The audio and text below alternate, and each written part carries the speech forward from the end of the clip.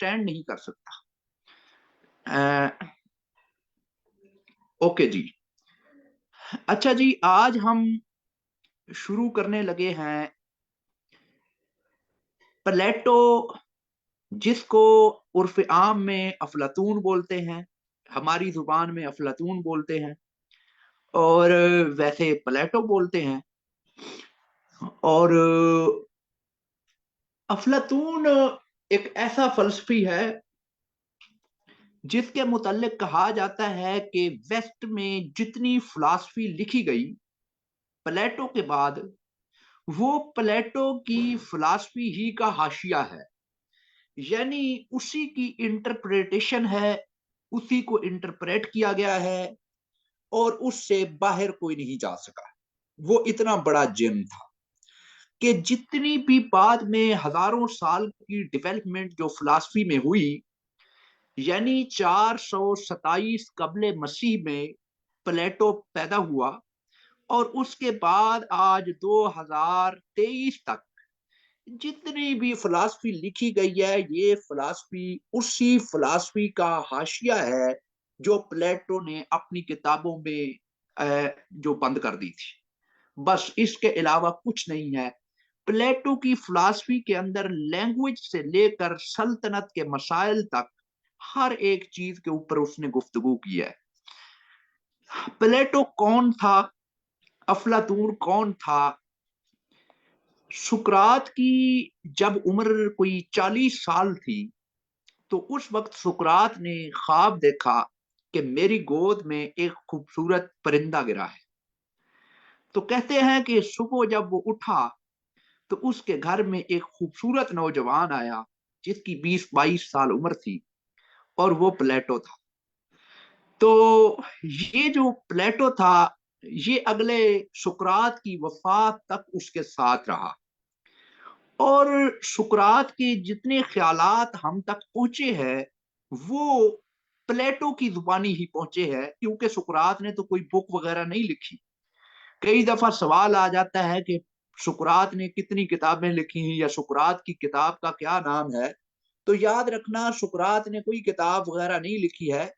उसके तमाम ख्यालात प्लेटो के जो किताबें हैं, प्लेटो ने जो तसनीफ किया है उसमें से हम तक उसके जरिए पहुंचे हैं। अब अपने उस्ताद की मौत तक, आखिरी लम्हे तक ये उसके साथ रहा। लेकिन मैं यहाँ पे एक बात बताता चलूं कि सुकरात के पास आने से पहले प्लेटो के ऊपर एक दो और फलसफी के बहुत असरात थे।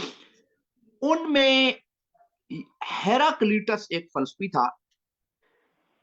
अब हेराक्लीटस जो है, इसका एक नजरिया था, बड़ा मशहूर नजरिया था।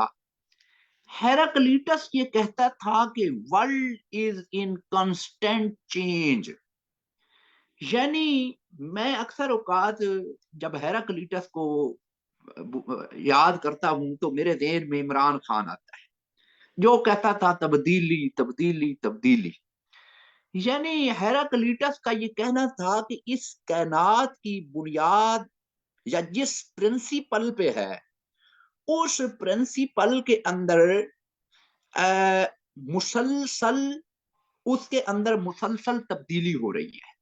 मेरी आवाज क्लियर नहीं है यार? मेरी तरफ से बड़ी क्लियर है।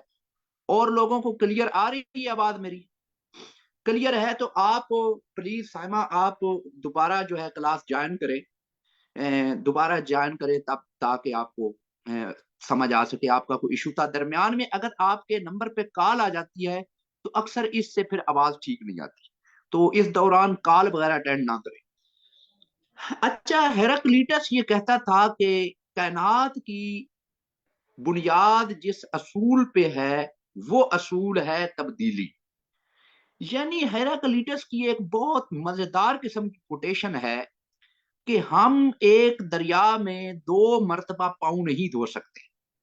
अब क्यों नहीं धो सकते? कि हमारे ज़हन में एक बात आती है कि इस दौरान पानी, जब एक दफा पाँव रखते हैं और दोबारा पाँव रखते हैं तो वो पानी आगे चला गया होता है। लेकिन इसके साथ साथ हेराक्लीटस का यह भी कहना था कि हम इसलिए पाँव नहीं धो सकते, जब हम दोबारा पाँव रखते हैं तो तब्दीली इतनी तेजी से आती है कि हमारी बॉडी भी पहले वाली नहीं होती। सिर्फ ये नहीं कि पानी वो नहीं होता, बल्कि हम भी वो नहीं होते।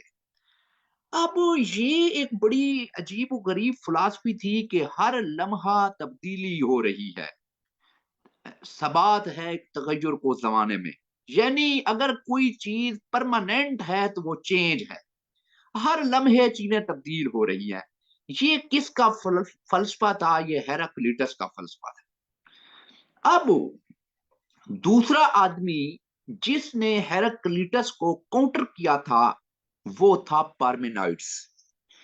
अब पार्मेनाइड्स एक ऐसा फिलोसफर था जिसने बिल्कुल इसका एंटी थीसिस दिया। एंटी थीसिस होता है किसी बात का अपोजिट। अपोजिट इसलिए दिया कि क्योंकि पार्मेनाइड्स ने एक बात कही। ये आपको एक दो नाम बड़े मुश्किल लगेंगे, लेकिन ये इनको आपको लिखना नहीं पड़ेगा इम्तिहानों में। ये आपको अंडरस्टैंडिंग के लिए, आपको ताकि पीछे से बात की समझ आ जाए, इसलिए बयान कर रहा हूं, डरना नहीं है इन नामों से। पार्मेनाइड्स ने एक बात कही, उसने कहा कि वर्ल्ड इज परमानेंट। उसने कहा कि जिस असूल के ऊपर जिंदगी की बेस है वो असूल ये है कि हर लम्हा तब्दीली नहीं है, बल्कि मुस्तकिल तौर पे सुकून है। अब पार्मेनाइड्स के जो अल्फाज हैं उसका मतलब यह है कि कुछ भी बदल नहीं रहा। हमारी आंखों का धोखा है कि हमें ये लगता है कि सब कुछ तब्दील हो रहा है। इन रियल जो है वो चीजें तब्दील नहीं हो रही, बल्कि मुस्तकिल है। ये दो असूल जो थे, ये प्लेटो के माइंड में ये दो फिलॉसफी मौजूद थी, और प्लेटो ने इन दोनों को सिंथेसाइज किया। प्लेटो ने इन दोनों को आपस में मिक्स अप किया और मिक्स अप करके अपना फलसफा बनाया। यानी चेंज और जो परमानेंसी थी, एक तरफ तब्दीली थी, दूसरी तरफ जो था वो था कि पुराना पाकिस्तान। अब इन दोनों को आपस में मिला के प्लेटो ने एक तीसरी फिलॉसफी दी, और इन दोनों जो व्यूज थे इनको अकोमोडेट किया। दूसरे का नाम पार्मेनाइड्स है, PARMENIDES, पार्मेनाइड्स। अब हम देखते हैं कि प्लेटो ने अपना फलसफा किस तरह घड़ा, जिसको हम वर्ल्ड ऑफ फॉर्म का फलसफा कहते हैं। वर्ल्ड ऑफ फॉर्म से मुराद यह है कि आपने, यह पॉलिटिकल साइंस के अंदर बड़ा अहम कंसेप्ट है जब आप प्लेटो की स्टेट का, रियासत का तस्वर पढ़ते हैं। अब जी जी, अब देखिए कि आपने जब पॉलिटिकल साइंस के अंदर ये बात पढ़ी कि वो कहता था कि फिलासफर किंग होगा, लेकिन आपको बिल्कुल इस बात का नहीं पता कि वो फिलासफर किंग की बात क्यों करता था। वो ये क्यों नहीं कहता था कि अल्ताफ भाई जो है वो सल्तनत के बादशाह होंगे। वो ये क्यों नहीं कहता था कि मौलाना फजलुर रहमान होंगे। वो कहता था कि अगर कोई बादशाह होगा तो वो होगा फिलासफर किंग। ये क्यों बात करता था? अब आज हम वो वजह जानेंगे, और इस वजह को हम नाम देते हैं थ्योरी ऑफ फॉर्म्स। अब या इसको दूसरे लफ्जों में थ्योरी ऑफ आइडियाज भी बोलते हैं, आइडियाज की थ्योरी। प्लेटो के सामने जो इब्तदाई मसला पेश था, बिल्कुल जिससे उसने अपनी बात को पकड़ना शुरू किया, जहां से बात का सिरा मिलता है, प्लेटो ने यह सवाल उठाया कि what is relationship between particulars and universals. कि यूनिवर्सल और पर्टिकुलर के दरमियान क्या फर्क होता है, उनके दरमियान क्या ताल्लुक होता है। अब आप कहेंगे कि भाई बात यह है कि ये जो सर ने बोला है यूनिवर्सल और पर्टिकुलर, इन दोनों लफ्जों के क्या मानी है?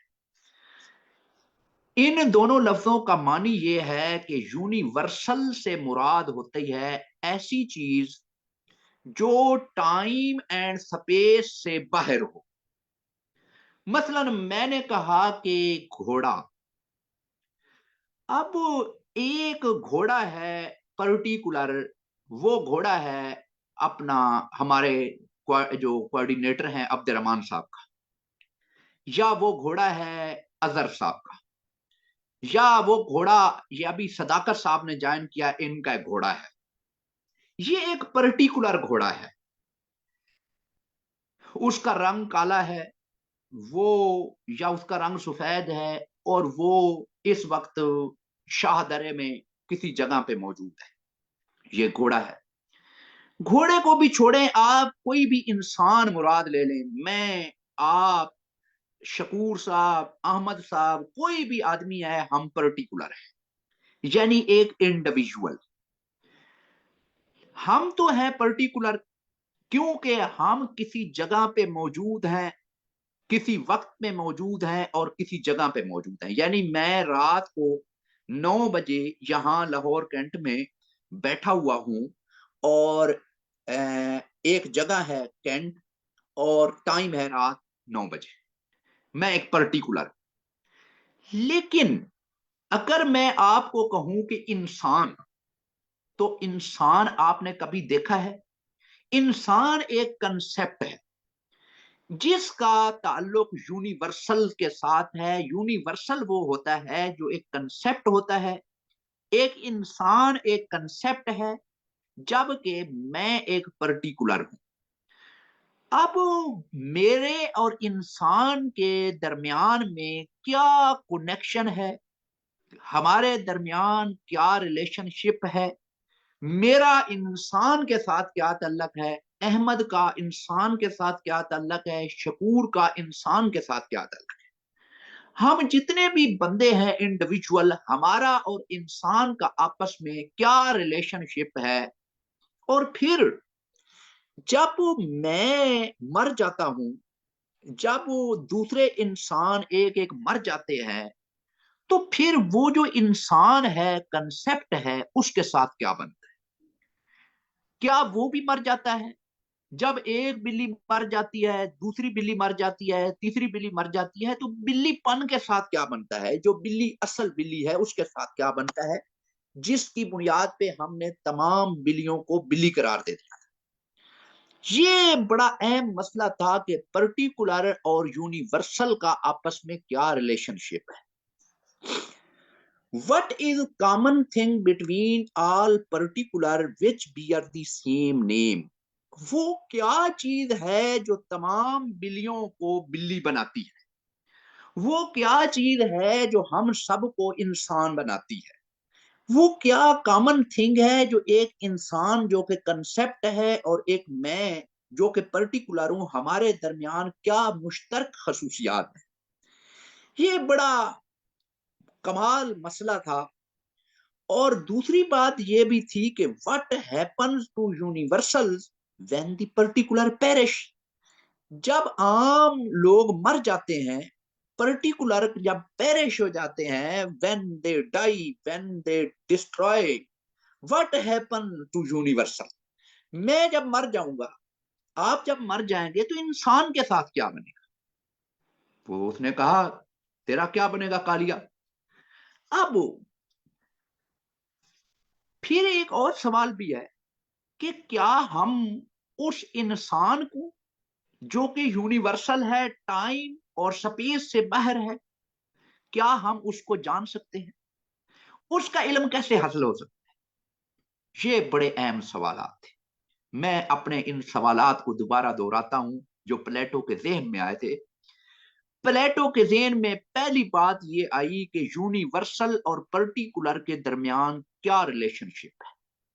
यानी यूनिवर्सल वो होता है जो कंसेप्ट होता है, जैसे इंसान, और पर्टिकुलर वो होता है जो किसी टाइम एंड स्पेस के अंदर होता है, जैसे मैं।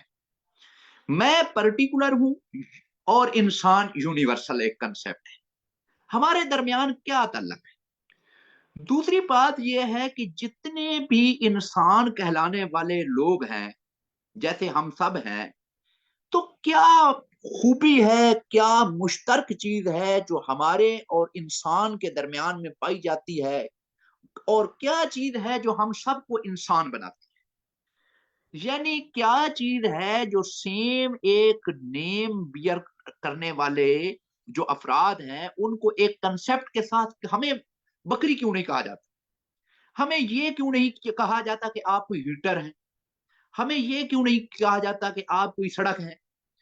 इसलिए कि कोई मखसूस खूबी है हमारे अंदर सबके कि जब भी हम एक दूसरे को देखते हैं या जो भी लोग हैं तो हम उनको इंसान बोलते हैं। इसी तरह देखें कि जब हम इंडिविजुअल या पर्टिकुलर मर जाते हैं, पेरिश हो जाते हैं, तो इंसान के साथ क्या बनता है? वो भी मर जाता है या वो जिंदा रहता है? और क्या हम रियलिटी को या उस इंसान को जो कंसेप्ट है जान सकते हैं? ये वो सवालात थे जो प्लेटो के जहन में आए। अब इन सवालात का अगर आपको समझ आ गई हो तो मैं नेक्स्ट स्टेप बयान करूं। अब उसने आपके जहन में वो जो दो थ्योरीज थी, हेराक्लिटस की और दूसरी थी पार्मेनाइड्स की।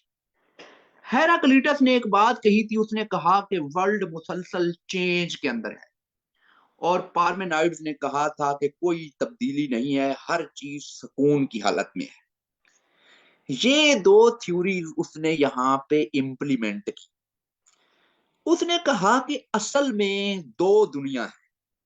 एक हमारी दुनिया है जो कि टाइम एंड स्पेस के अंदर है, जो एक वक्त में मौजूद है और एक मकाम पे मौजूद है, जिसके अंदर हम पर्टिकुलर रहते हैं। एक और दुनिया भी है जिसके अंदर सिर्फ और सिर्फ यूनिवर्सल रहते हैं। उसने कहा कि universals are ideas in other world. Universal जो होती है, मैं आपको आज एक बहुत मजे की बात बताऊंगा, आपने मुझे याद दिलानी है कि सूफीइज्म पे इसके क्या असर। यूनिवर्सल की दुनिया वो कहता है, यूनिवर्सल जो होते हैं, जो आइडियाज होते हैं, ये एक और वर्ल्ड के अंदर मौजूद होते हैं। उसने कहा कि universal can not be seen in empirical world. Universal जो होते हैं, हमारी ये जो फाइव सेंसेस की दुनिया है, जिसको हम तजर्बा कर सकते हैं, इंपीरिकल वर्ल्ड कहते हैं जिसको नाक कान या फाइव सेंसेस से हम जान सकते हैं। तो प्लेटो कहता है कि यूनिवर्सल को हम इस दुनिया के अंदर अपने फाइव सेंसेस के साथ उसका तजर्बा नहीं कर सकते। यूनिवर्सल क्योंकि टाइम और कंसेप्ट जो स्पेस है उससे बाहर होते हैं, इसलिए उनका तजर्बा फाइव सेंसेस के थ्रू नहीं हो सकता। अब वो कहता है कि यूनिवर्सल के लिए बिल्कुल एक अलग वर्ल्ड है, वो उसके अंदर मौजूद है। यानी दुनिया के अंदर जितनी भी चीजें हैं, उनका कंसेप्ट या उनका जो आइडिया है, वो वर्ल्ड ऑफ फॉर्म के अंदर किसी और दुनिया में मौजूद है। एक और दुनिया आप तस्वर कर लें कि आसमानों पे या कहीं पे हमारे टाइम और स्पेस से बाहर कोई दुनिया है, वहां पे इंसान का एक प्रोटोटाइप मौजूद है, इंसान का एक नमूना मौजूद है। आप ये सोचने के लिए, आप इस बात को अंडरस्टैंड करने के लिए, कंप्रीहेंड करने के लिए अपने ज़हन के अंदर दो दुनिया बनाएं। एक दुनिया ऐसी है जिसके अंदर हम सारे इंसान रहते हैं, एक और दुनिया ऐसी है जिसके अंदर हमारे कोई ढांचे पड़े हुए हैं। यानी कोई इंसान का एक ऐसा ढांचा वहां पे मौजूद है जिसकी फोटो कापियां हैं। वहां पे घोड़े का एक ऐसा नक्शा मौजूद है, एक ऐसा आइडिया मौजूद है जिसके मुताबिक दुनिया के अंदर उसकी कापियां तैयार कर दी गई हैं। अब वो कहता है कि every idea has relation with his object here. उस जो दुनिया वर्ल्ड ऑफ फॉर्म है, वो कहता है कि उस वर्ल्ड ऑफ फॉर्म के अंदर जितने भी ऑब्जेक्ट हैं, उनका इस दुनिया में मौजूद ऑब्जेक्ट के साथ रिलेशनशिप है। वो एक और बड़ी मजे की बात करता है। वो कहता है कि इस दुनिया के अंदर जो इंपीरिकल वर्ल्ड है, इसके अंदर जितनी भी चीजें हैं, जितने भी पर्टिकुलर हैं, उनके अंदर परफेक्शन नहीं है। पहली बात तो यह है कि उनके अंदर परफेक्शन नहीं है। दूसरी बात यह है कि वो परमानेंट नहीं है। दुनिया के अंदर मौजूद तमाम इंसान जो है, किसी का बाजू टूट गया, किसी की आंख निकल गई, कोई मर गया, कोई डूब गया, कोई गल सड़ गया, लेकिन वर्ल्ड ऑफ आइडियाज के अंदर मौजूद चीजें परमानेंट है। दुनिया में मौजूद चीजें उनकी कापियां हैं। अब जो कॉपी होती है, हमेशा उसके अंदर नक्स होता है। उसके अंदर जो है वो मुस्तकिल नहीं होती। उसके अंदर जो है आप ये समझ लें कि परमानेंसी नहीं होती। लेकिन जो आइडियाज की वर्ल्ड है, वहां पे परमानेंसी भी है, वो चीजें परफेक्ट भी है, वो मुकम्मल भी है, उनके अंदर तब्दीली भी नहीं आ रही।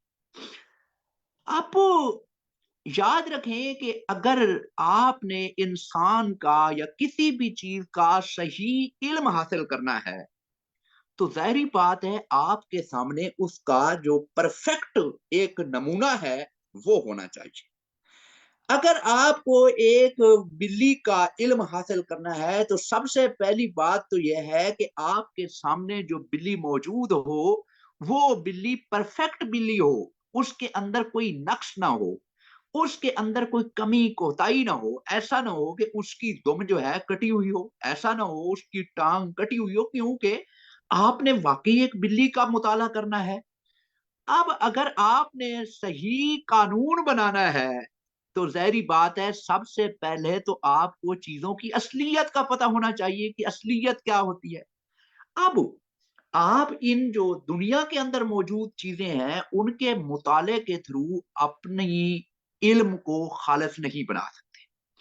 तो इसके लिए आपको ज़रूरी है कि सबसे पहले आपकी एक्सेस यूनिवर्सल वर्ल्ड तक हो। वहां जहां पे चीजें परमानेंट अपने मुकम्मल अंदाज में अपनी परफेक्शन में मौजूद है, सबसे पहले आपको उस तक पहुंचा जा सके। अब वहां तक तो हम पहुंच नहीं सकते। क्यों? क्योंकि वो जो जगह है, वहां पे टाइम एंड स्पेस नहीं है। वो तो बिल्कुल एक अलग दुनिया है। अब वहां तक पहुंचने के लिए आपके फाइव सेंसेस बहुत बड़ी हर्डल है। आपके आंख, नाक, कान, टच, ये जो नाक, उसके बाद जो भी फाइव सेंसेस हैं, वो तो उस तक रसाई नहीं पा सकते। अब अगर वो रसाई नहीं पा सकते, तो आपने किस तरह उस तक जाना है? तो वो कहता है वहां तक जाने के लिए आपके पास सबसे बड़ा जो हथियार है, वो है रीजन। अब रीजन एक ऐसी चीज है, क्योंकि जो मैथमेटिक्स है, जैसे 2 + 2 = 4, ये रीजन है। आपको पता है कि दो जो है वो टाइम एंड स्पेस से बाहर है। दो कोई चीज नहीं है, ये एक आइडिया है। जमा एक आइडिया है, चार एक आइडिया है। आपने कभी चार नहीं देखा हुआ, आपने दो नहीं देखे हुए, ये सिर्फ और सिर्फ कंसेप्ट है। वो कहता है कि आपने वर्ल्ड ऑफ आइडियाज तक पहुंचने के लिए अपनी रीजन को तेज करना है। आप रीजन को तेज करने के लिए या उसके ऊपर डिपेंड करने के लिए या उसकी एक वाकई उसको एक लेवल पे ले जाने के लिए, उसने जब अपनी रियासत का तस्वर पेश किया, तो उसने जो एजुकेशन सिस्टम दिया, आपको याद होगा पॉलिटिकल साइंस के अंदर, तो उसने जो वो सिस्टम दिया, वो कहता है कि बच्चे को सबसे पहले क्या कहानियां सुनाई जाए ताकि उसका इमेजिनेशन बढ़े।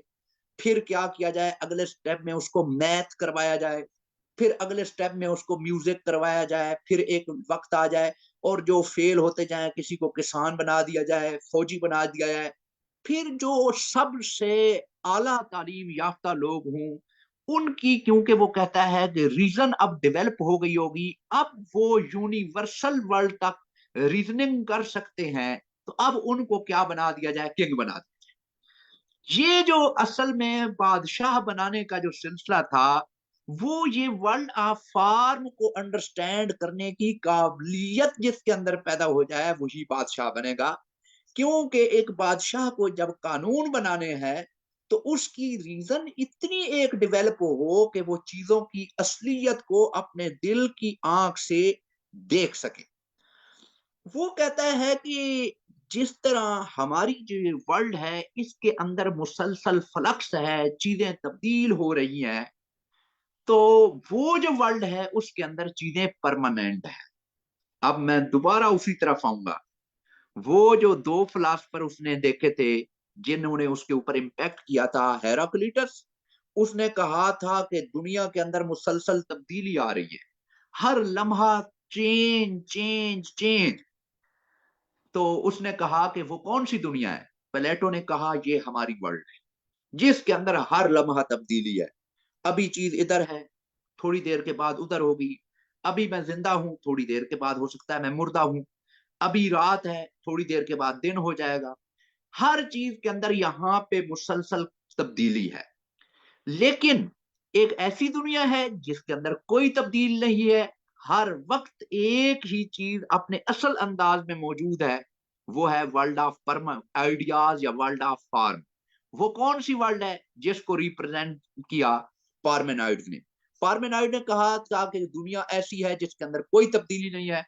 तो प्लेटो ने इन दोनों दुनियाओं को अकोमोडेट किया, एक हमारी दुनिया जो वर्ल्ड ऑफ सेंसेस है, एक दूसरी दुनिया जो कि मुस्तकिल तौर पे तब्दीली के अमल से जिसके अंदर कोई तब्दीली नहीं। अब वो एक और बात भी उसने बड़ी मदद की उसने कहा कि जिस तरह हमारी इस दुनिया के अंदर चीजें जो हैं वो अच्छी और बुरी होती हैं, वो नोबल और मीन होती हैं, वो उनके अंदर किसी की क्वालिटी बहुत बेहतर होती है, कोई कम क्वालिटी की होती है। तो वर्ल्ड ऑफ आइडियाज के अंदर भी इसी तरह हिरारकी पाई जाती है।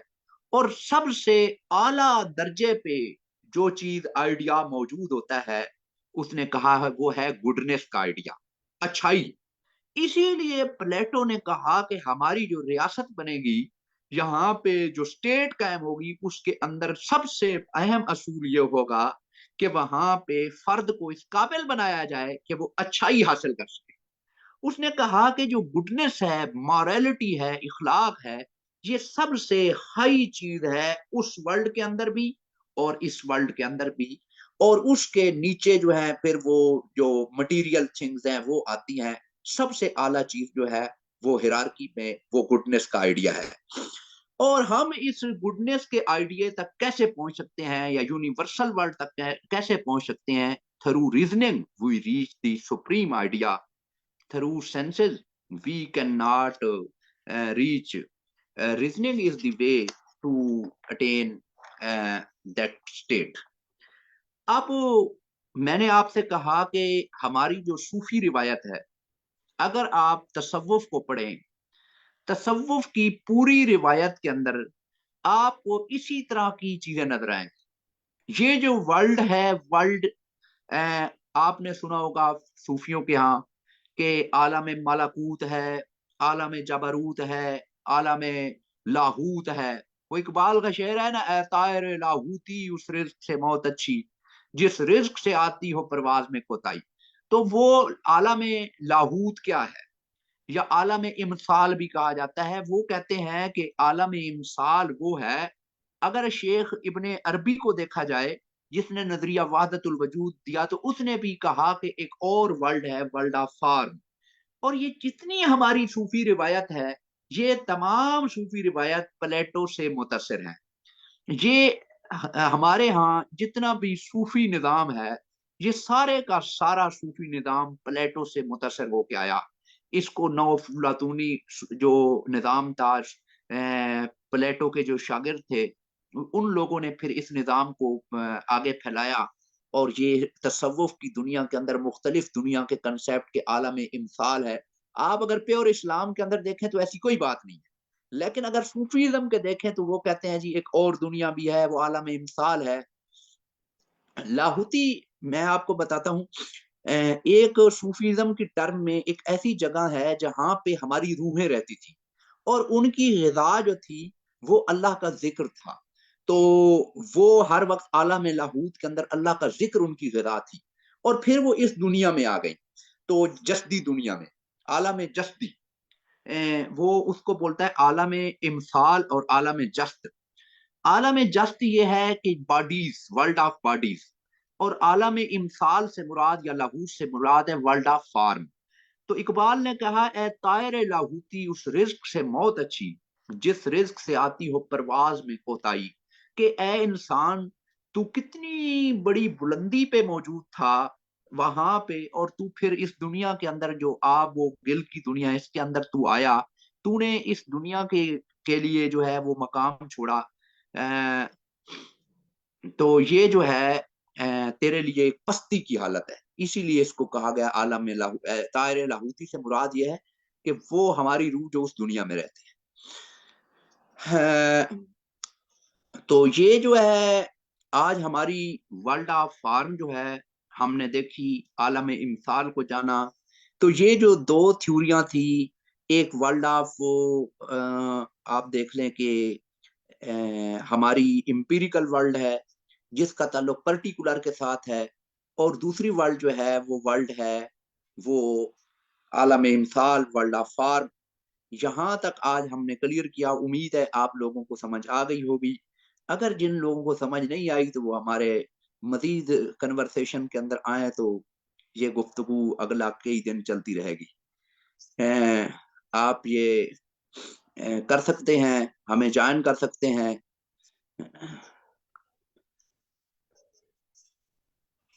तो ये हमारी जो आज है एक इंट्रोडक्शन थी प्लेटो के ऊपर। तो हम कल प्लेटो का थ्योरी ऑफ नॉलेज पढ़ेंगे, इल्म की थ्योरी जो है। अ,